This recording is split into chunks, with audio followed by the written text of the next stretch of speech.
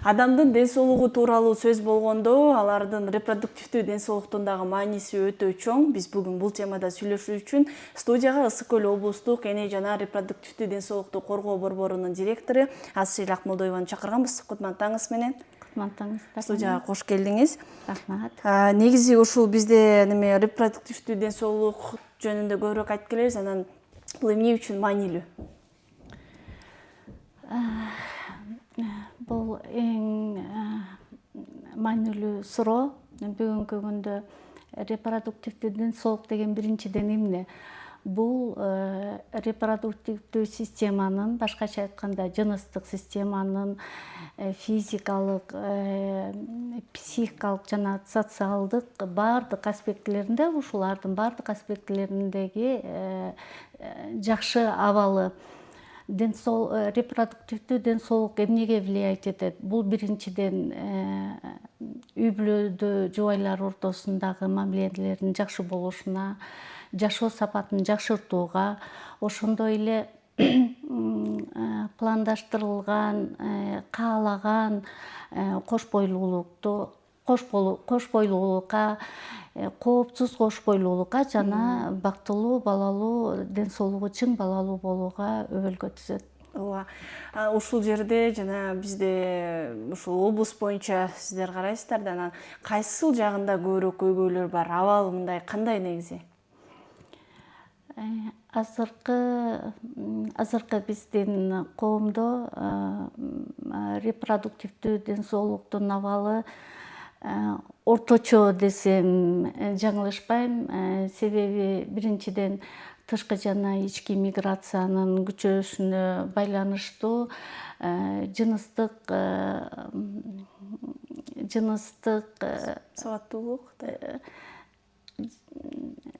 инфекция, передающийся половым путем, который жыныстык органдар аркылуу жугуштуу оорулардын көбөйүшү абдан көп болуп атат да. Экинчиден үй бүлөнү туура эмес пландаштыруудан, то есть баягы кош бойлуулукту болтурбоого арналган каражаттарды билбегендиктенби же туура эмес колдонгондуктанбы бойдон алдыруу абдан көбөйүп атат. Бул дагы абдан көйгөйлүү жагдайлардын бири болуп атат. Эң эле эрте жыныстык катнаштын башталышы болуп атат. Ошонун себебинен бизде кош бойлуу өспүрүмдөр көбөйүп жатат. Туура эмес контрацептивдик каражаттарды колдонгондон интергенетический баягы интервал балдардын ортосундагы бир аралыкты сактабагандыктан кээде бир жылына 2 жолу төрөт болгону мезгилдер да болот да. Жылдын башында бир төрөт, жылдын аягында экинчи төрөт. Бул абдан эненин ден соолугуна, алсыз ден соолугу начар балдардын төрөлүшүнө себеп болуп атат. Жанакы аборт боюнча айтып калбадыңызбы, ошо бойдон алдыруу? Ушул жөнүндө айта кетсеңиз болот. Бул эмне үчүн ошол эле аялдын ден соолугуна таасирин тийгизиши мүмкүн? Анан эмне үчүн мындай дайыма андай кылбаганга аракет кылдырасыңар? Ошолорду түшүндүрүп кетсеңиз. Жогоруда айтып өтпөдүкпү? Контрацептивдик каражаттарды колдонбогондон, билбестиктен, туура эмес колдонгондуктан эгер эки баланын ортосу жок дегенде 3 жаш боло турган болсо, азыр көпчүлүк учурда биздинки жылына кээде 2 жолу же болбосо балдардын ортолору 1 жаштан, 2 жаштан болуп жатат да. Бул эненин ден соолугу аял көз жаргандан кийин баласын эмчек эмизип, андан ары улантат.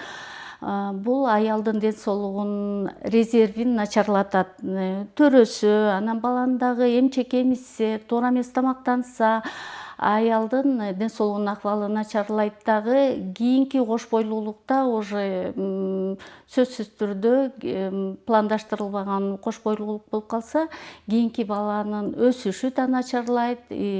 Параллельно тиги эненин да ден соолугу начарлап, кооптуу кош бойлуулукка жана кооптуу төрөткө алып келип атат. Ооба. Эми ошол жана бойдон алдыруу ден соолукка, аялдардын ден соолугуна кандай таасирин тийгизет? Кесепеттери кандай болушу мүмкүн анын? Биринчиден бойдон алдыруу бул аялдын гормоналдык фонун бузат. Элестетиңиз, адамдын организми бул бир система, который үзгүлтүксүз күнү түнү иштеп турган. Аялдын бүт гормоналдык системасы ошол бойдо болгон түйүлдүктү андан ары өстүрүп, энеликке даярданып жатса, бул кан системасы эки эсе иштеп, жүрөк эки эсе иштегенге, жатын өзгөрөт, ушулардын баары өзгөрүп, эмчек бездери өзгөрүп, гормоналдык өзгөрүп атса, биз алып туруп кош бойлуулукту токтотуп атсак, бул гормональный аялдын гормондук системасына аябай сокку урат. Бойдон алдыргандан кийин көп эсе жанагындай кисталар, гормондук бузулуштар, этек айызынын ар түрдүү келиши, бузулушу күтүлөт. Кээде бир эле жолу бойдон алдыруу келечекте кээ бир учурларда аз, бирок тукумсуздукка алып келет. Негизи ушул мындай дайыма аялдардын ден соолугу чың болуш үчүн, аларды карап туруш үчүн кандай алдын алуу эрежелери бар? Анан биз мындай дайыма ден соолукту текшерип туруш керек келип деп айтасыздар да. Ансыз деле репродуктивдүү мындай айымдар ансыз деле бир жылда бир жолу сөзсүз келип турушат да, туурабы? Ага, туура айтасыз. Келип турушу зарыл. Ар бир аял, эгер өзүнүн ар бир айым дейликчи, ар бир айым айрыкча жыныстык катнашта жашап жаткан айым, эгер даттануусу жок болсо, өзүн жакшы сезип турса, жок дегенде жылына бир жолу гинекологиялык кароодон өтүш керек. Тилекке каршы бизде андай болбойт. Биздики баары мындайча айтканда кыргызча.